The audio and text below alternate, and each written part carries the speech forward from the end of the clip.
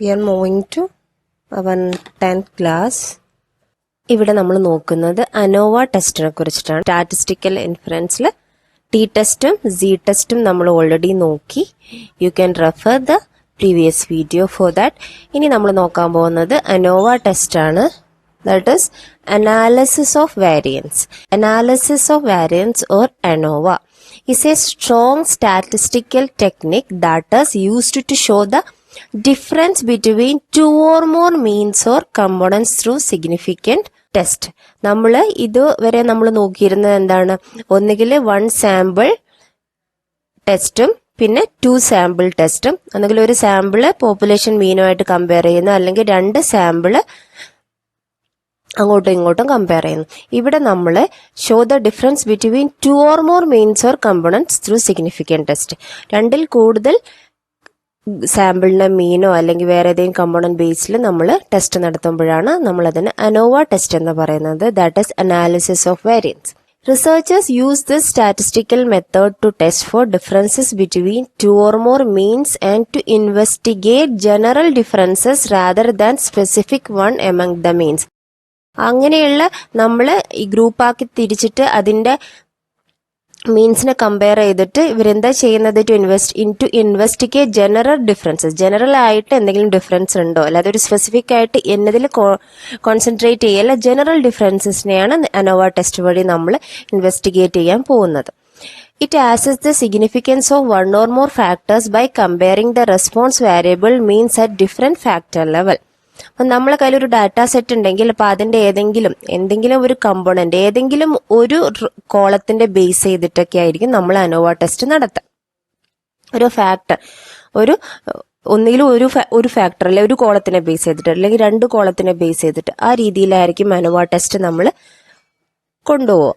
The null hypothesis state that all the populations means are equal. അപ്പം നമ്മൾ test നടത്തുമ്പോൾ നമുക്കറിയാം നമുക്കൊരു നൾ ഹൈപ്പോത്തസിസും ഓൾട്ടർനേറ്റീവ് ഹൈപ്പോത്തസിസും വേണം.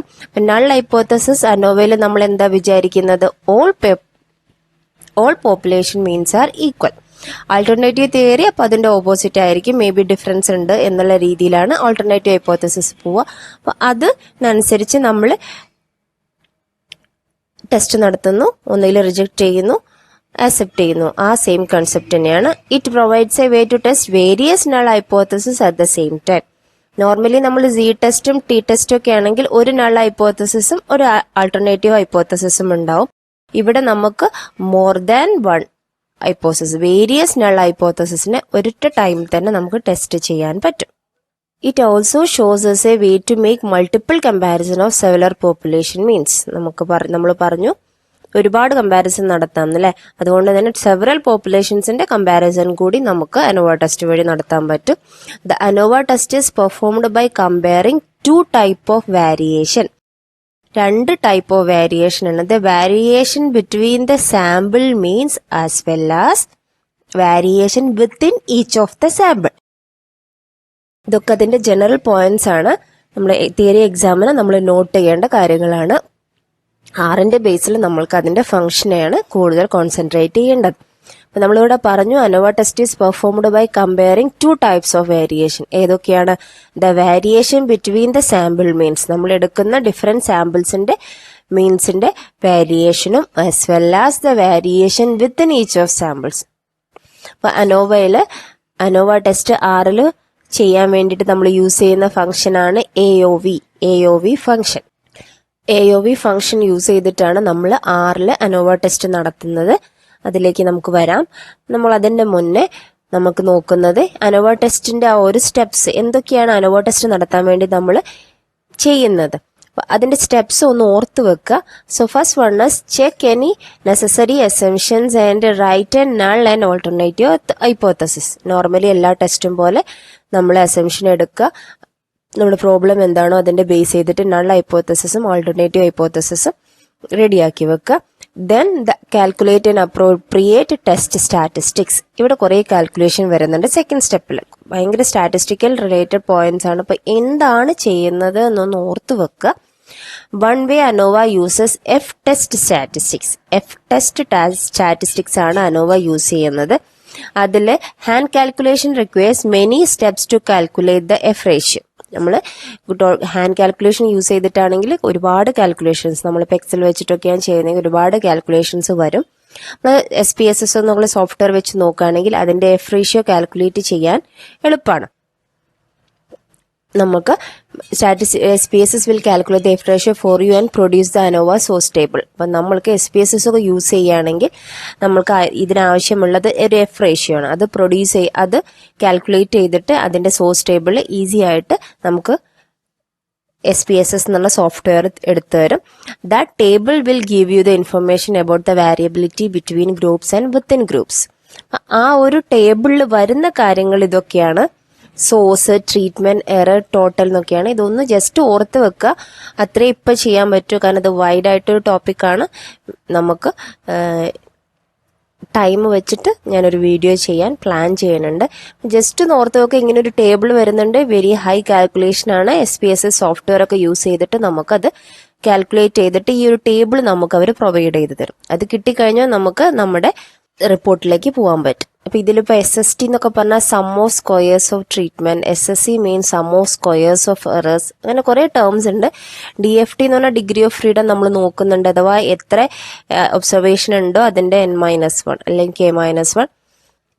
DFE എന്ന് പറഞ്ഞാൽ N-K ആണ്, means degree of freedom for എറേഴ്സിന്റെ ഡിഗ്രി ഓഫ് ഫ്രീഡം ആണ്. അങ്ങനെ കുറെ കൺസെപ്റ്റ് ഉണ്ട്, ഓർത്ത് വെക്കുക. അങ്ങനെയുള്ളൊരു ടേബിൾ നമ്മൾ കാൽക്കുലേറ്റ് ചെയ്യുന്നുണ്ട്. നെക്സ്റ്റ് അതിന്റെ ബേസിൽ നമ്മൾ determine A P value associated with the test statistics, determine between the null and alternative hypothesis, give A conclusion. ബാക്കിയെല്ലാം സെയിം ആണ്. അപ്പം ഇങ്ങനെ ഒരു സ്റ്റെപ്പ് ജനറൽ ആയിട്ട് ഉണ്ട് എന്ന് ഓർത്ത് വെക്കുക. തിയറി എക്സാമിന്റെ ബേസിൽ എവിടെയെങ്കിലും ഇൻക്ലൂഡ് ചെയ്യാൻ പറ്റുകയാണെങ്കിൽ ഈ പോയിന്റ് ഇൻക്ലൂഡ് ചെയ്യുകയും ചെയ്യാം. ഇനി നമുക്ക് നമ്മുടെ ആറിന്റെ ബേസിലുള്ള അനോവ ടെസ്റ്റിലേക്ക് പോവാം. നമ്മൾ നേരത്തെ പറഞ്ഞു AOV എന്ന് പറഞ്ഞിരിക്കുന്ന ഫംഗ്ഷനാണ് യൂസ് ചെയ്യുന്നത്. അപ്പോൾ ഇവിടെ ഒരു എക്സാമ്പിൾ നമ്മളിവിടെ കൊടുത്തിട്ടുണ്ട്. അപ്പം നമ്മൾ ക്രോപ്പ് എന്ന് പറഞ്ഞ ഒരു ഡാറ്റ നമ്മുടെ കയ്യിൽ ഓൾറെഡി പ്രീഡിഫൈൻഡ് ആയിട്ടുള്ള ഒരു ഡാറ്റ സെറ്റാണ്. അപ്പം അതിൻ്റെ ഫെർട്ടിലൈസർ ബേസിൽ നമ്മൾ പറഞ്ഞു ഓരോ ഫാക്ടറിന്റെ ബേസിൽ നമുക്ക് ടെസ്റ്റ് നടത്താൻ പറ്റും. അപ്പം ഇവിടെ നോക്കൂ, അവിടെ ഈൽഡ് എന്ന് പറഞ്ഞ ബേസിൽ ആ ഒരു ക്രോപ്പിന്റെ ആണല്ലോ, ഈൽഡിൽ ഫെർട്ടിലൈസറിന്റെ ബേസിലുള്ള അനോവ ടെസ്റ്റാണ് ഇവിടെ നടത്തുന്നത്.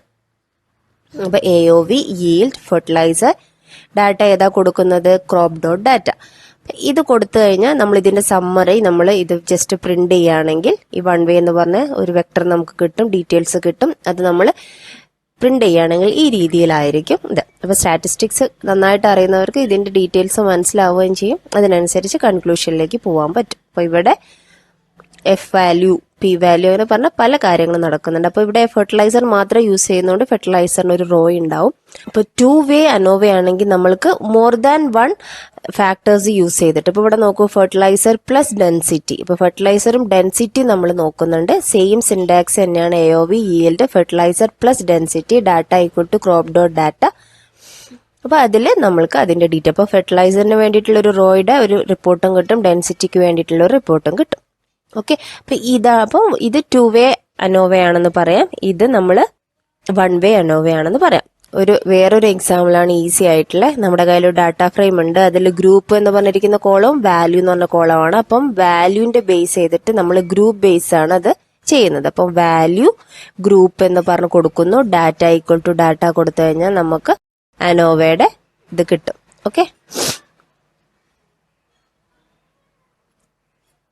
ഓക്കെ, ഇവിടെ നമുക്ക് അനോവ അല്ല കേട്ടോ, by mistake this is AOV ആണ്. അപ്പൊ അതുപോലെ ഇത് 2 വേ ആണെന്ന് പറഞ്ഞു. ഇതിനു വേണ്ടി ഇതിപ്പോ അതുപോലെ നമുക്ക് ഇവിടെ ഇപ്പൊ നോക്കൂ, ഗ്രൂപ്പ്, ട്രീറ്റ്മെന്റ്, വാല്യൂ എന്ന ബേസിൽ നമുക്കൊരു ഡാറ്റ സെറ്റ് ഉണ്ടെങ്കിൽ ട്രീറ്റ്മെന്റിന്റെയും വാല്യൂന്റെയും ഗ്രൂപ്പും ട്രീറ്റ്മെന്റിനെയും ബേസ് ചെയ്തിട്ട് നമുക്ക് അനോവ ടെസ്റ്റ് നടത്താം. ഡാറ്റയും കൂടെ പാസ് ചെയ്താൽ മതി. അപ്പൊ ഇതാണ് നമ്മുടെ അനോവ ടെസ്റ്റിന്റെ ഡീറ്റെയിൽസ്.